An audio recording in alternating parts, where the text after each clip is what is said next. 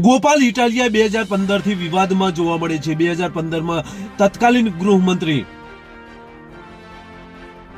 પ્રદીપસિંહ જાડેજાને જોડું મારે છે અને ત્યારબાદ આ વિવાદમાં આવે છે। અત્યાર સુધી આ વિવાદ સામે આવતો રહ્યો છે, ત્યારે હાલ વિસાવદરમાં તેઓ વિધાનસભાની ચૂંટણી લડે છે અને ચૂંટણી લડ્યા બાદ તેઓ જીતે પણ છે અને આજે શપથ લેવાના છે। ત્યારે શપથ લેવા માટે અત્યારે વિધાનસભામાં આવ્યા છે, જેની આજે વાત કરવી છે। નમસ્કાર, ક્રાઇમ આવાજ ન્યૂઝમાં તમારું સ્વાગત છે અને હું છું તમારો નાનજીભાઈ ઠાકોર।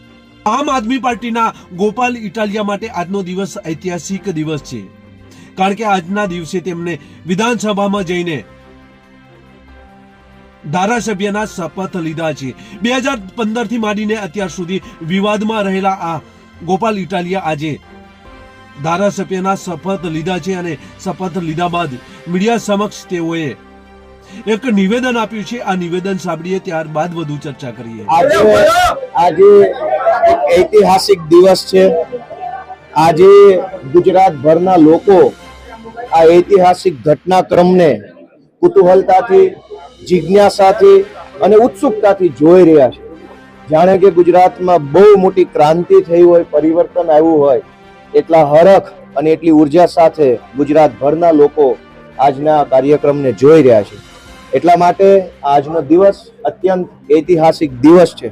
આ ઐતિહાસિક દિવસ નિમિત્તે હું સૌપ્રથમ ભારતના બંધારણના મહાન રચયિતા ડોક્ટર બાબા સાહેબ આંબેડકરને યાદ કરું છું કે એક તરફ વિશાળ સત્તા મને અને વિસાવદરના ખેડૂતોને હરાવવા માટે કામે લાગી હતી, પરંતુ સંવિધાનની તાકાતથી, સંવિધાને આપેલા મત આપવાના અધિકારની તાકાતથી મારા જેવો સાધારણ પરિવારમાંથી આવતો ગામડાનો એક જુવાનિયો, એક ખેડૂત પુત્ર આજે ચૂંટણી જીત્યો છે। એ તાકાત સંવિધાનની છે, બાબા સાહેબ આંબેડકરે આપેલા બંધારણ અને લોકતંત્રની તાકાત છે।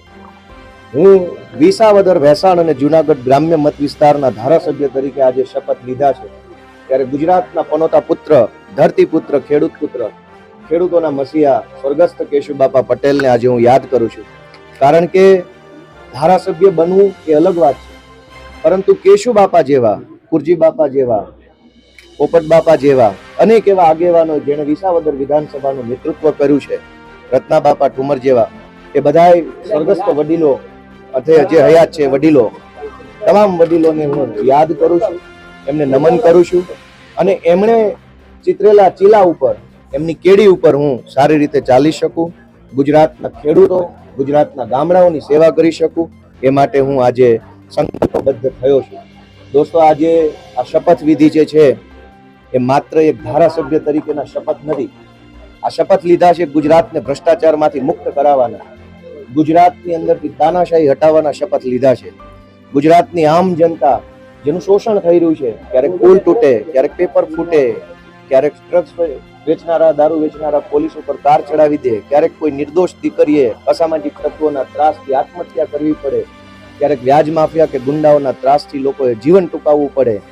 આ તમામ પરિસ્થિતિઓમાંથી ગુજરાતની જનતાને મુક્ત કરાવી અને જનતાનું શાસન આવે, સ્વરાજ આવે, ખેડૂતોનું રાજ ગુજરાતની અંદર આવે, એના શપથ મેં અને અમારી ટીમે સાથે મળીને લીધા છે। સાથીઓ, આ તબક્કે હું વિસાવદર ભેસાણની મહાન જનતાનો ખૂબ ખૂબ અને વારંવાર આભાર વ્યક્ત કરું છું કે એમણે એક મારી જેવા સાધારણ પરિવારના જુવાનિયાને કેવડી મોટી જવાબદારી સોંપી છે। આજ આખું ગુજરાત એક નવી દિશાની અંદર આગળ વધવા માટે તૈયાર થઈ રહ્યું છે, ત્યારે અત્યાચારો થાય છે, અન્યાયો થાય છે, લોકો બેમોત મરે છે, ક્યાંક અગ્નિકાંડમાં લોકો બેમોત મરે છે, ક્યાંક લઠ્ઠાકાંડમાં મરે છે, ક્યાંક પુલ તૂટે ને મરે છે, ક્યાંક બોટ ઊંધી વળે ને ડૂબીને આપણા દીકરાઓ મરી જાય છે। આ બધો જ અન્યાય અને અત્યાચાર આપણે શા માટે સહન કરીએ છીએ અને ક્યાં સુધી સહન કરીશું? ગુજરાતના ગામડામાંથી આવેલો એક નાનો એવો દીકરો ગોપાલ ઇટાલિયા ગુજરાતની જનતાને બે હાથ જોડીને વિનંતી કરે છે કે તમારો આત્મા જગાડો। આટલી હદે સહન કરવાની જરૂર નથી, આટલું લાચાર રહેવાની જરૂર નથી। આપણે ગાંધી અને સરદાર જેવા ક્રાંતિકારી પુરુષોની ધરતીના માણસો છીએ। લાચારી કે વિવશતા આપણને પોસાય નહીં। ગુજરાતના યુવાનોને વિનંતી કરું છું કે તમારો આત્મા જગાડો, તમારા મનને ઢંઢોળો, લડાઈ માટે તૈયાર થઈ જાઓ, સંઘર્ષના રસ્તા ઉપર આવો। અને ક્યાં સુધી સત્યાગ્રહ છાવણીમાં બેસીને માત્ર આપણે આંદોલનો કરતા રહીશું અને સરકાર આપણી વાત નહીં સાંભળે? આવો એક મોટું આંદોલન કરીએ, સંઘર્ષના રસ્તા પર જોડાઈએ અને આપણે સૌ ભેગા મળીને ગુજરાતની અંદર બદલાવ લાવવાનો કરીએ। ગુજરાત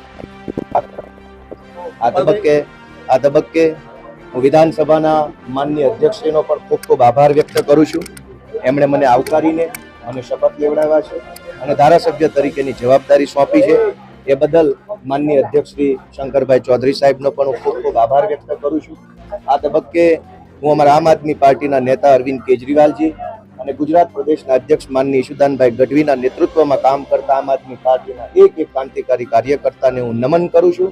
એમના સંઘર્ષને હું સ્વીકારું છું. એમના સંઘર્ષના દમ પર આજે મને જ્યારે આ તક મળી છે ત્યારે આમ આદમી પાર્ટીના સૌ ક્રાંતિકારી કાર્યકર્તાને હું પ્રણામ કરું છું. ગોપાલભાઈ, 2 દિવસ છે, એક ઘટનાક્રમ હતો કે વિધાનસભાના પગથિયા ઉપર બેસીને ગોપાલભાઈએ જે કર્યું હતું એના કારણે તમે જાણીતા થયા હતા અને આજે એ જ વિધાનસભા ગૃહના સભ્ય તરીકે તમે અહીંયા પહોંચ્યા. બંને દિવસ તમે કેવી રીતે જોયા?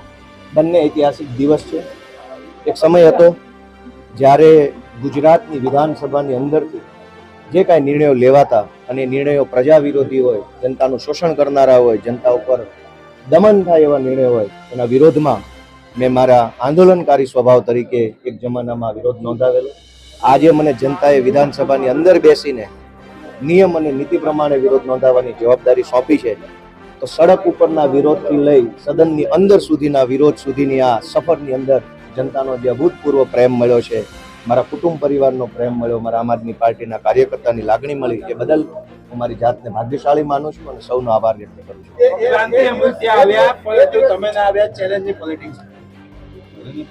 રોજ અનેક પુલ તૂટી જાય છે, છતાંય તે કોઈને સજા થતી નથી, કોઈ કાર્યવાહી થતી નથી. રાજીનામું તો આખી સરકારે આપવું જોઈએ. રોજ દારૂ વેચાય છે, અનેક લોકો લઠ્ઠાકાંડમાં મૃત્યુ પામે છે, છતાં કોઈ કાર્યવાહી તો થતી નથી. રાજીનામું આખી સરકારે આપી દેવું જોઈએ. ઢગલાબંધ પેપરો ફૂટે છે, કડક કાર્યવાહીના નામે વાર્તાઓ થાય છે, કોઈ કાર્યવાહી થતી નથી. રાજીનામું આખી સરકારે આપી દેવું જોઈએ. ડ્રગ્સ માફિયાઓ એટલા બધા બેફામ બન્યા છે કે મોટા શહેરોના યુવાનોને ભરડામાં લીધા છે, છતાંય કોઈ કાર્યવાહી, ઠોસ નક્કર કાર્યવાહી થતી નથી. આખી સરકારે રાજીનામું આપવું જોઈએ. ગોપાલ ઇટાલિયાના રાજીનામું આપવાથી પુલ તૂટતા બંધ નહીં થાય. ગોપાલ ઇટાલિયાનું રાજીનામું આપવાથી ડ્રગ્સ વેચાતું બંધ નહીં થાય. ગોપાલ ઇટાલિયા રાજીનામું આપશે તો પેપર ફૂટતા બંધ નહીં થાય. આખી સરકાર રાજીનામું આપશે ત્યારે જ ગુજરાતની જનતાને સોનાનો સૂરજ ઉગશે, ત્યારે જ પેપર ફૂટતા બંધ થશે, બ્રિજ તૂટતા બંધ થશે, નિર્દોષ દીકરીઓને રંજાડતા ગુંડાઓ ત્યારે જ કાબુમાં આવશે જ્યારે આખી સરકાર રાજીનામું આપશે. તો હું તો વિનંતી કરું છું કે ગુજરાતને સુખી કરવું હોય, ગુજરાતની જનતાને ગુલામીમાંથી મુક્ત કરાવી હોય તો આખી સરકાર રાજીનામું આપે. ગોપાલના રાજીનામાથી શું ફરક પડે? ઇટાલિયા પોલીસમાં ફરજ બજાવતા હતા અને ત્યારબાદ તેને સસ્પેન્ડ કરવામાં આવ્યા હતા અને 2015માં ગૃહમંત્રી તત્કાલીન પ્રદીપસિંહ જાડેજાને તે જોડું મારે છે અને ત્યારબાદ વિવાદમાં આવે છે અને અત્યાર સુધી તેમનો વિવાદ જોવા મળે છે. હાલ તો આ વિસાવદરના ધારાસભ્ય બની ચૂક્યા છે અને આજે શપથ ધારાસભ્યના લીધા છે. ત્યારે આ હતા ગોપાલ ઇટાલિયા. બસ જ. જો તમે અમારી ચેનલમાં નવા છો અને આવા જ લેટેસ્ટ ન્યૂઝ જોવા માંગો છો તો અમારી ચેનલને અત્યારે સબસ્ક્રાઇબ કરો, જેથી આવનાર લેટેસ્ટ ન્યૂઝ તમારા સુધી પહોંચી શકે. નમસ્કાર.